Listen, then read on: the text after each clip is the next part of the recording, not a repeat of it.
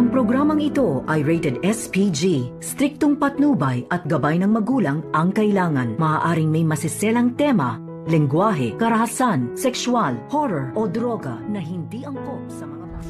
Walang hiya ka, Moira. Hindi mo na ginalaw yung padasal para kay Papa. Dito mo ka pinili maglasing. Get!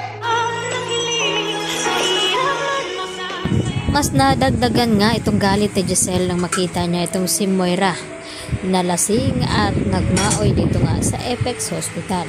At sinabi nga ni Giselle dito kay Moira na hindi na daw ginalang ang padasal niya dito kay Don Pepe sa agarang pagaling. At sinubukan naman ni Moira na nagpapaliwanag siya dito kay Giselle at nagsisinungaling nga ito na hindi daw siya nakainom. At nakita ni Giselle itong isang bote na mineral water at inamoy niya, yun pala ay alak ang laman. Kaya sinabi ni Giselle na kinakailangan daw umalis itong si Moira dito sa Apex Hospital. At dito naman na nagpupumilit na manatili itong si Moira dahil kailangan daw siya dito sa padasal na ito at hinahanap daw niya itong si Robert. At wala na ngang magawa itong si Moira nang hawakan na nga siya dito ni Giselle at kaladkarin palabas ng ospital. At dito naman na tinitingnan itong si Moira at Zoe. At banta pa itong si Giselle na kapag lumabas na ang resulta ng fingerprint dito ni Zoe at Moira. At kapag nalaman daw niya na may kinalaman itong dalawa ay hindi daw niya ito sasanduhin. At titiyakin ni Giselle na makukulong daw talaga itong si Zoe at itong si Moira.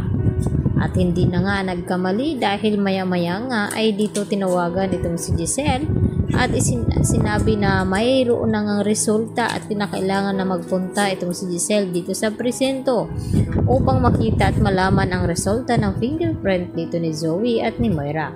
At laking gulat ni Giselle nang malaman niya na kumpirmado ang kanyang hinala na may kinalaman daw talaga itong si Moira at lalong-lalo na itong si Zoe.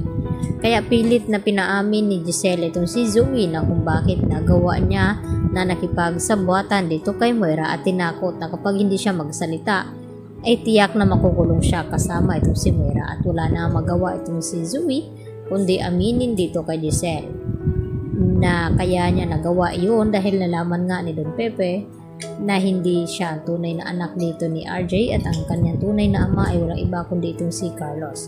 At hindi naman makontrol ni Giselle itong kanyang sarili kaya nagawa niya saktan itong si Zoe at maya-maya din ay dumating itong si RJ at itong si Annalyn.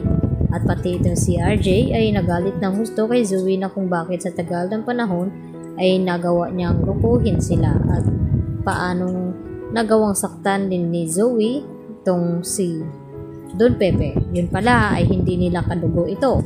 At dito rin na sinabi ni Annalyn kay Zoe na matagal na pala niyang alam na hindi siya kapatid nito at hindi siya ang tunay na anak nito ni RJ.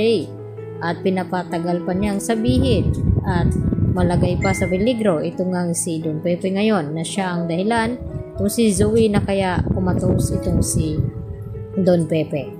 Kaya agad naman na kumilos din itong si Moira at gagawa ng plano at tinawagan agad itong si Carlos na kinakailangan niyang tulungan ang kanyang anak na si Zoe na hindi makulong ng panghabang buhay. Kaya kinakailangan itakas ni Carlos itong kanyang anak upang hindi nga mahuli ng mga pulis at ganun din itong si Moira.